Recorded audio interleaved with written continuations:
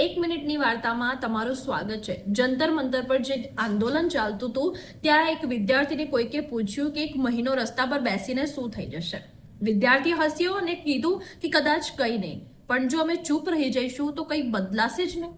તડકો પડ્યો, વરસાદ પડ્યો, લાઠીઓ પણ પડી, પણ વિદ્યાર્થીઓ ત્યાં જ ઊભા રહ્યા, હલ્યા નહીં।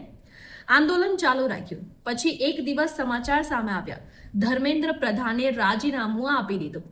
એ સમાચાર સાંભળીને કેટલાક વિદ્યાર્થીઓ ખુશીમાં રડી પડ્યા, કેટલાક તો ઝૂમી ઉઠ્યા, કારણ કે એ જીત કોઈ એક માણસની નહોતી, એ જીત એ વિશ્વાસની હતી કે અવાજ ઉઠાવવાથી ક્યારેક પણ ફેર પડે છે, ચૂપ ના રહેવું જોઈએ।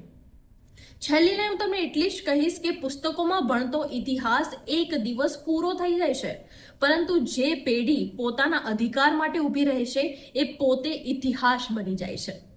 આ જીત કોઈ એક વ્યક્તિની નથી, આ જીત એ વિશ્વાસની છે કે જ્યારે યુવાનો સૂઈ જાય છે ત્યારે દેશ અટકી જાય છે, અને જ્યારે યુવાનો જાગી જાય છે ત્યારે ઇતિહાસ બદલવા લાગે છે।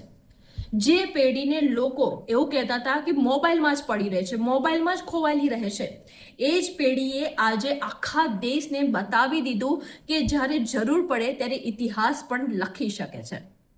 ઝેન ઝી।